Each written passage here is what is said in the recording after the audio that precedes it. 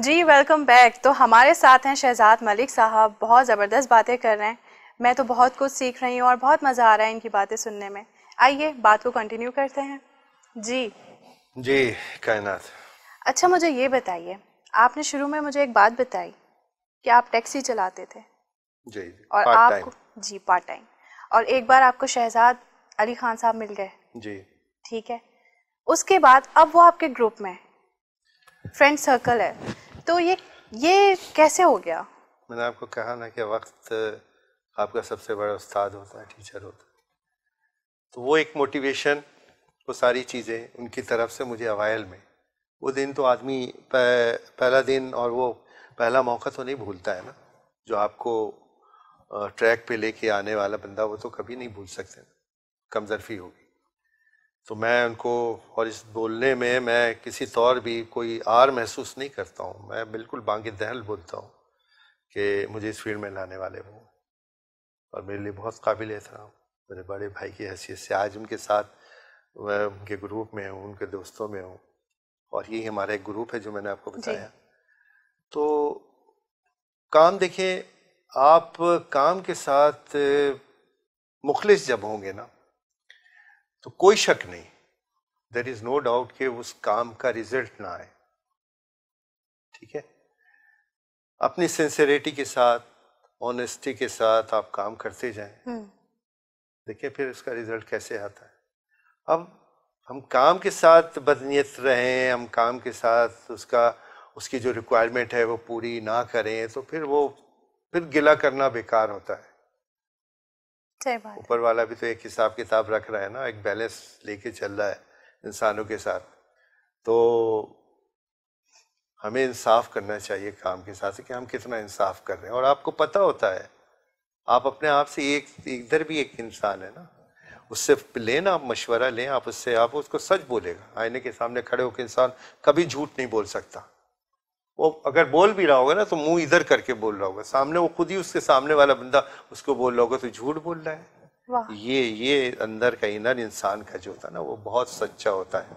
उससे फैसले लें आप, ठीक है। और बहुत सारी चीज़ों में हम, ठीक है, इंसान गलतियां करता है, गलतियां सुधारने के लिए भी तो होती हैं। हम बड़े मज़े में उसके, बहुत सारे लोगों को उसके साथ उसका अपना हमराज बना रहे होते हैं, उसको गवाह बना रहे होते हैं। ना बनाए, ना बनाए गवाह, क्योंकि फिर वो अगर की है गलती, नोबडी इज 100%। दुनिया में इंसान आता है, गलतियां करता है। अल्लाह ताला ने दुनिया बनाई ना, तो उसके लिए फरिश्ते काफ़ी थे उसकी इबादत के लिए। लेकिन यही चीज़ के अच्छे और बुरे की तमीज़ के लिए, जो मेरा नेक बंदा होगा, शैतान ने इजाज़त मांगी, अल्लाह ने दे दी, जा बहका। मेरे जो नेक बंदे होंगे नहीं बहकेंगे। तो गवाह जब बना लेते हैं तो फिर वो अल्लाह ताला, पहले आप और अल्लाह का मामला है ना, फिर उस बंदे को गवाह बना लिया। बहुत खूबसूरत बात कही आप। ठीक है ना। तो हम इस चीज़ों में भी बड़ी इससे काम ले रहे होते हैं कि बदनीयती पे मुकनी है, अपने काम से ईमानदारी। काम में अगर कोई गलती हुई है तो उसको सुधारने के लिए भी अल्लाह ताला ने मौका दिया है। I am not saying about the particular departments of your life, in every step of your life. बिल्कुल। घरेलू मामलात देख लें, है ना, सबके साथ आपको इंसाफ से रखना है, चलना है लेके। बाहर भी आपको इंसाफ से चलना है, अपने काम के साथ भी, क्योंकि वो काम जो आप कर रहे हैं वो आपके रोजी रोटी का जरिया बना हुआ है। वही रोजी रोटी आपके बच्चों का पेट पाल रहा है।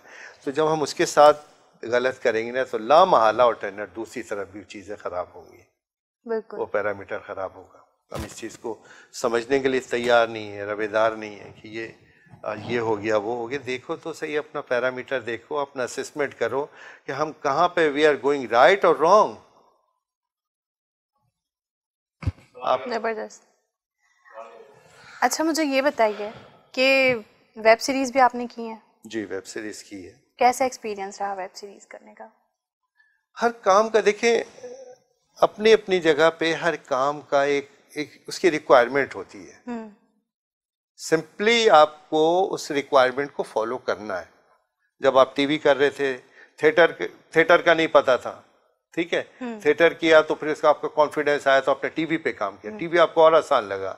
टीवी पे काम करने के बाद आप फिल्म की तरफ आए, फिल्म में काम किया तो यार ये तो एक एक सीन 10-10 दफा करते हैं, वो ऐसा पक्का हो गया। फिर वेब सीरीज पे आए, तो ये सब काम वक्त के साथ साथ, और मैंने आपको बताया पहली बात की कि वक्त के साथ चलना पड़ेगा। आप नहीं चलेंगे पीछे रह जाएंगे, बहुत पीछे रह जाएंगे। बिल्कुल सही। ठीक है। अच्छा मुझे ये बताइए, जब आप एक्टिंग करियर की तरफ आए तब आप मैरिड थे या अनमैरिड थे? नहीं, उस वक्त मैरिड नहीं था। जब शहजाद भाई से मेरी मुलाकात हुई उस वक्त तो अपनी जिम्मेदारियां पूरी कर रहा था। तो पहले बहनों की लाइबिलिटीज, मैंने टैक्सी में चल एक वक्त में 4 जॉब, कैन यू इमेजिन। दोपहर में बैंक होता था और नाज़िमाबाद की ब्रांच थी, वहाँ से घर आता था, खाना वाना खा के टैक्सी ली हुई थी, टैक्सी लेके निकल जाता था। जो रास्ते में सवारी मिलती थी उस रास्ते में छोड़ के फिर ट्यूशन पढ़ाने जाता था। ट्यूशन पढ़ा के रात को फिर 7:30-8 बजे एहसानुल्लाह लेबॉर्ट्री थी नाज़िमाबाद में, वहाँ मैं लेबॉर्ट्री, पैथोलॉजिकल लेबॉर्ट्री में काम करता था। 4 जॉबें हो गई। अरे तो ये है, बस माँ बाप की दुआएं मेरे बड़ी साथ रहीं और हर मौके पे पहले अपनी लाइबिलिटीज़ पूरी की, तीनों बहनों की शादियाँ की। फिर अनफॉर्चुनेटली अम्मी की तबीयत ख़राब हो गई, उनको फिर डायलिसिस होने लगा। फिर अब्बू कैंसर केस में चले गए, दोनों आगे पीछे 2 सालों के अंदर। तो ये बड़े रिश्ते थे, बहुत बड़ा ऐसा साहिबान था जो सर पे से चला गया, ऐसा लगता था छत उड़ गई। ये तो है। तो बहरहाल वक्त सबसे बड़ा मरहम है, बर्दाश्त करनी पड़ी चीज़ें उसके बाद। खैर, मतलब उस लाइफ में आपने बहुत स्ट्रगल किया। यस बिल्कुल, वो ज़रूरी था। अब्बू जॉबलेस थे तो करना तो मुझे तो था आप ना। मैं अकेले कमाने वाले एक ही, थे? मैं सबसे बड़ा और घर का सबसे बड़ा, और एक ही अपने बहनों का इकलौता भाई, एक ही भाई, 3 बहनें छोटी। माशाल्लाह। और शादियां भी आपने अपनी बहनों की खुद करवाई? बिल्कुल बिल्कुल, अल्हम्दुलिल्लाह, by the grace of God. जबरदस्त।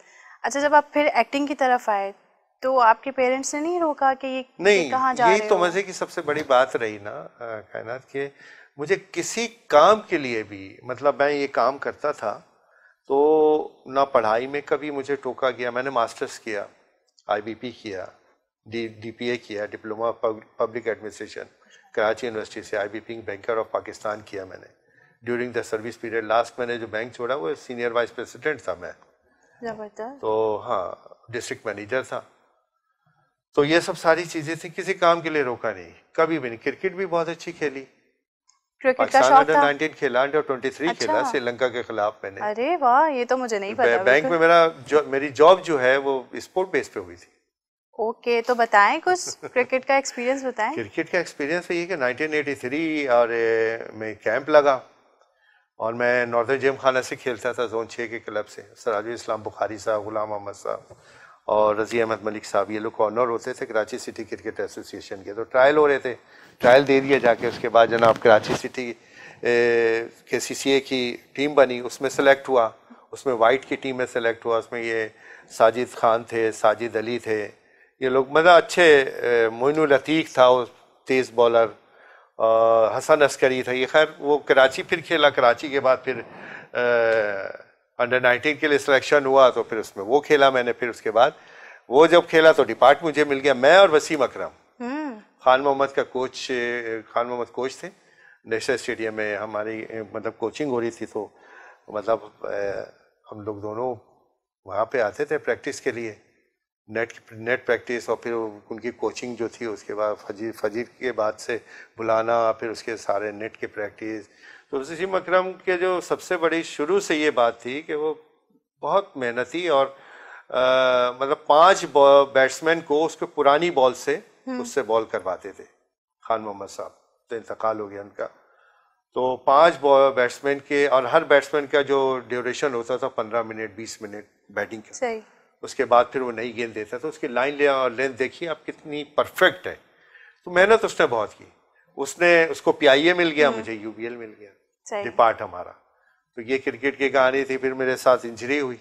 अच्छा, बहुत खतरनाक इंजरी, मेरे ये लेगमेंट सारे ब्लास्ट हो गए थे। वो कैसे? पैट्रियट्स ट्रॉफी में नेशनल स्टेडियम में मैच हो रहा था, बॉलिंग के दौरान वो स्पॉट था, ग्रास पड़ा हुआ था, ग्राउंड मैन को नजर नहीं आया, मेरा पाँव उस पे पड़ा है। पहला 2 बॉलें सही हो गई, तीसरा बॉल मेरा वो स्पाइक्स होते हैं शूज में ना, वो उस पे स्पॉट पे पड़ के मेरा पाँव यूं से यूं हो गया। ओह तेज बॉलर था। अच्छा। तो वो फिर इंजरी हुई, फिर अर्थोस्कोपिक हुआ, लेकिन ओरिजिनल जो बात है वो तो वो नहीं आई ना। हुई।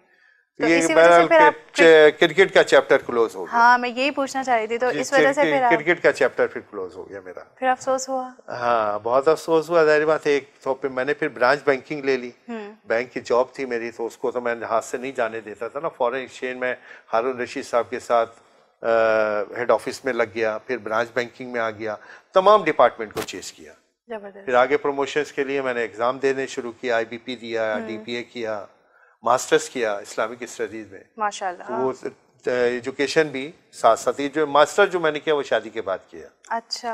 हाँ, जब मेरा एक बेटा शहरोज, तो माशाल्लाह वो 25 साल का है, BC कर लिया उसने बहरिया यूनिवर्सिटी से, कंप्यूटर इंजीनियरिंग। दूसरा BCS कर रहा है शहरियार, वो 30 साल में कीट से, पाकिस्तान एयरफोर्स। माशाल्लाह से कितने बच्चे हैं? 2 बेटे मेरे। 2 बेटे? 2 बेटे, हाँ माशाल्लाह।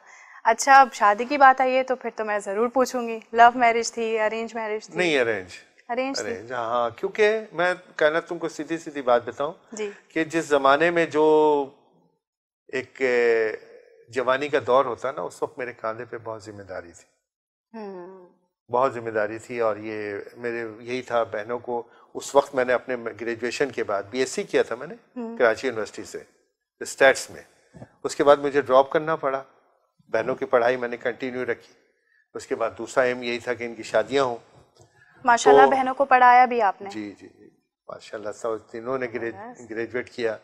तो मैं अपनी पढ़ाई को ड्रॉप किया और वो पढ़ाई कंटिन्यू रखी मैंने ड्यूरिंग द सर्विस पीरियड। फिर सही, मास्टर्स किया, उसके बाद IBP किया, DPA किया। तो इसीलिए प्रमोशन होते गए, प्रमोशन मेरे होते गए। मैं OG3 से सीनियर वाइस प्रेसिडेंट पे आया। माशाल्लाह। अच्छा, शादी आपकी अम्मी के पसंद से हुई? अम्मी है वो, अम्मी का के ननियाली जो रिश्ता होता है।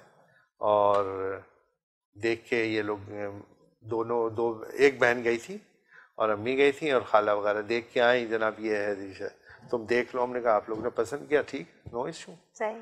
तो उस जमाने में जिस वक्त कब आई जवानी कब चली गई ऐसे तो वो पता भी नहीं चला, कि क्योंकि मैं जिम्मेदारियों को प्रायोरिटी दे रहा था। सही। और वो एक्सपेक्टेशन थी ना माँ बाप की, क्योंकि तो उनको लेट डाउन कभी नहीं किया कायनात, उनको कभी लेट डाउन नहीं किया। लास्ट टाइम यही था कि वो माँ मेरा माथा चुम चुम के बोलती थी कैसे तुमको दुआ दे। वही ना, फिर माँ बाप की दुआएं आपके साथ हैं। अब्बू बोलते थे बेटा, मैंने फिर भी और कोई अटेंडेंट नहीं, अल्लाह का शुक्र है, अल्लाह ने एक मौका दिया खिदमत का, तो सब कुछ मुझे बड़ी खुशी होती है महसूस। तो मैं फिर बोलता था कि अब्बू नाराज तो नहीं है, मतलब बेटा क्या बात कर रहे हैं मियाँ, अल्लाह आपको इतना नवाजेगा कि आप समेट नहीं पाएंगे। तो वो एक ढके छुपे लफ्जों में पूरी जिंदगी की हुज्जत तमाम कर गए थे। जरूरी नहीं है कि आप दौलत से अमीर हो, इज्जत अल्लाह ताला ने बहुत दी है। ये तो है। कुछ लोग टांग खींचने की कोशिश करते हैं लेकिन फिर आप जब एक हुजूम में जाते हैं तो आपको नजर आता है कि अल्लाह ताला ने कितनी इज्जत आपको दी है। इस पे तो कोई कॉम्प्रोमाइज नहीं है। बिल्कुल बिल्कुल। ऐसे इंसान यही सबसे बड़ा अमीर है जब आपकी इज्जत और आपकी दुआएं आपके साथ चल रही हैं। बिल्कुल, यही सबसे बड़ा अमीर मैं उसको कहता हूँ। जबरदस्त। सर, बहुत मजे की बातें हो रही हैं, ब्रेक ले लेती हूँ। जी नाज़रीन, ब्रेक का टाइम हुआ है, ब्रेक लेते हैं एक छोटा सा, फिर मिलते हैं।